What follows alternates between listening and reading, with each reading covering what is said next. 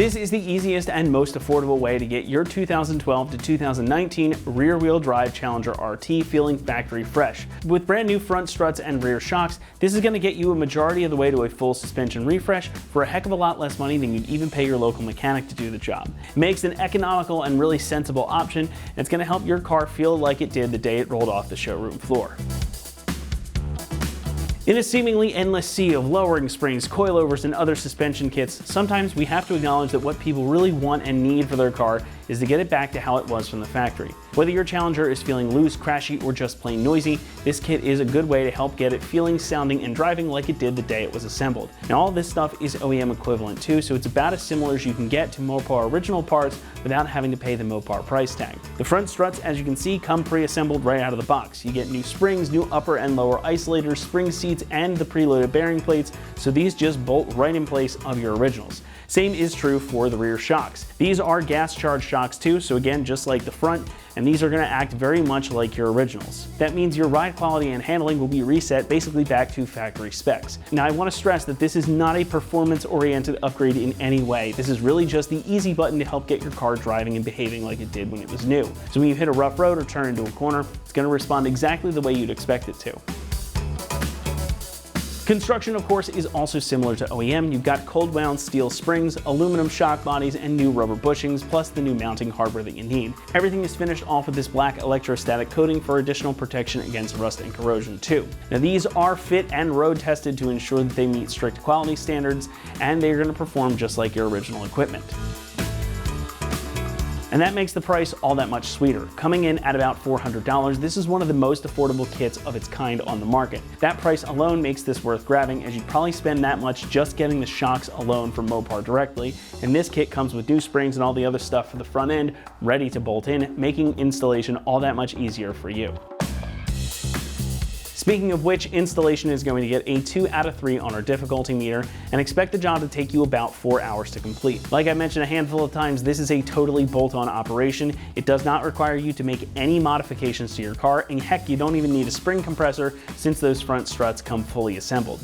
Makes this about as easy as a job like this can get. We're also going to walk you through the entire installation process right now, so for that, let's head on out to the shop. For this install, you need a 3/8 impact and 1/4 inch ratchet, 3/8 extension, pry bar, 18, 16, 15, 13, and 10 millimeter socket, 21, 18, 16, 15, and 6 millimeter wrench, a hanging tool, and a hammer. And also not shown will be a pole jack. All right, today we're gonna be installing some shocks and struts on our Challenger, so let's get started. So the first thing we're gonna do is disconnect our sway bar link from our strut. So I have a 21 millimeter ratcheting wrench in there, and a 1/4 inch ratchet with a 10 millimeter socket to hold that, just because it will start spinning. Go ahead and get that nut off.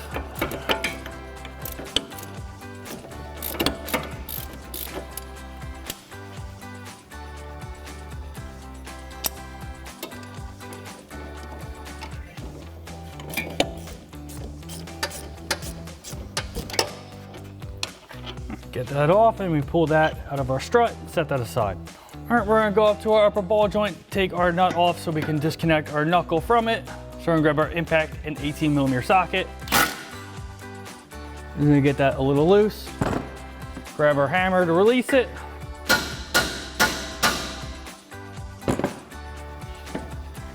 Pull down, take that nut off.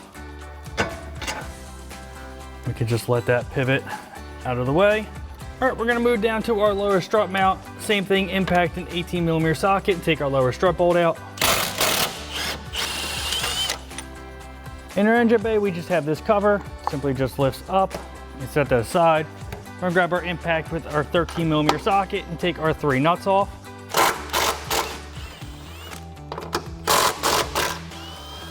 Now we're not gonna take our last one off completely because that's the only thing holding the strut up. So you're gonna reach underneath, just hold that up and loosen this up. So that's about a couple threads. And now we can go and really remove our strut.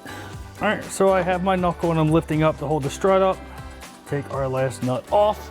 All right, just grab the pry bar here just to help get a little bit more leverage. Pull down on this so we can release that out of the way. Hang this back up so it's not pulling crazy on our brake line. Now you can go ahead and do the same thing on the other side. All right, now we're gonna go ahead and get our new strut in. So I have the top nuts off of our top hat here.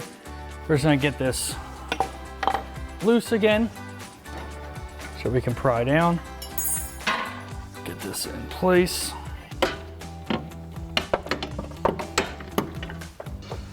So we have that there. Bring this up, that'll hold up in place. Just definitely trying to not put any tension on that brake line any more than we need to. Let that rest, and then we can go ahead and get our bolts threaded up top. All right, so I'm just gonna reach underneath, lift up a little bit, get our nuts threaded.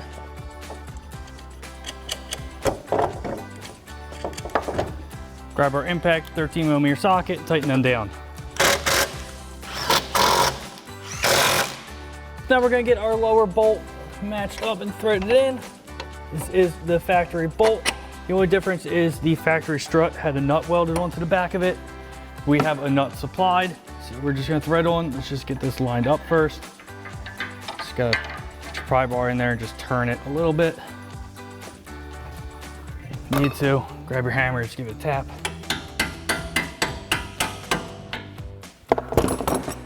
Get our supplied nut, thread that on the back.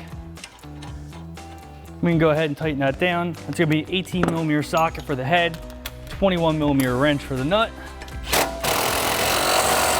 While we're down here, we'll get our sway bar link line back up, thread it on, get our nut. We'll grab our ratchet, 10mm socket, and 21mm wrench. Tighten that down.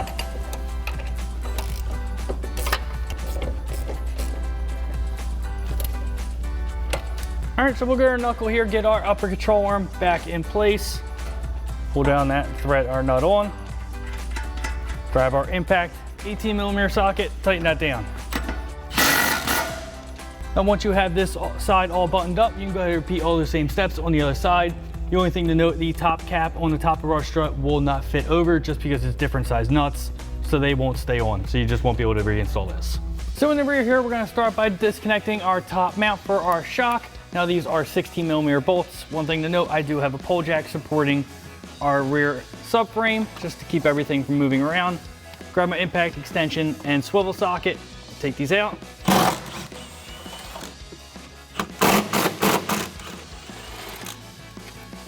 Down at the bottom of our shock, we're switch to a 15mm socket for our head, 18mm wrench for the nut on the back. Take that out.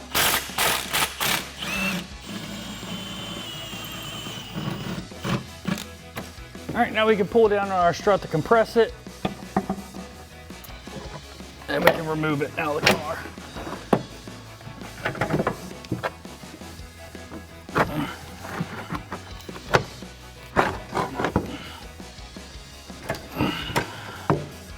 All right, so I'm gonna grab my impact 15mm socket. We gotta take our nut off for the top mount here.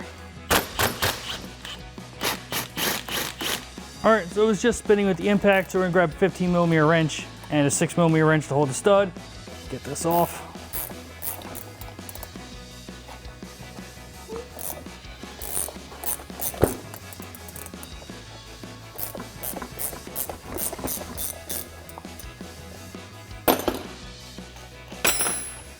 Get that off. Remove our mount and our boot. So now we have our new shock. Now we're not gonna reuse our boot because this has a built-in cover. We're gonna grab our mount. We're gonna take our metal washer off. We're not using that. We're gonna slide one of our supplied washers down, slide that over, and then another one over like so, and thread on our supplied nut. Now this is now a 16mm nut. So we'll get this tightened down. Now if it does start spinning, same thing, 6mm wrench.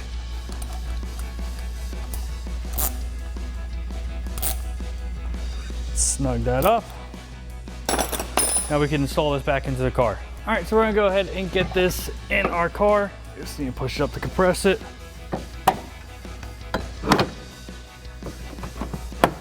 There we go. All right, for our two bolts we're up top, I'm just gonna loosely thread these in for right now, just to help locate everything. If you tighten these down before getting that bottom bolt in, it just might be a little bit more difficult. We'll get these threaded in a few threads, and get our bottom bolt in and tighten everything up. All right, so we'll just need to compress this a little bit, help get this in place. You should catch it as it's falling. Give it a little tap. Thread our nut on the back, then we'll go ahead and tighten this with our impact and 15mm socket and our 18mm wrench.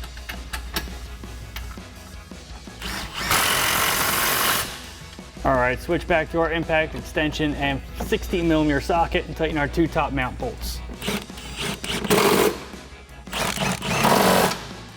All right, now once you have this side all secured, you can go ahead and repeat all those same steps for the other side of the car. And that wraps up our install of our front struts and rear shocks for our 2012 to 19 rear-wheel drive Challenger RT. And remember, for everything Challenger, keep it right here at AmericanMuscle.com.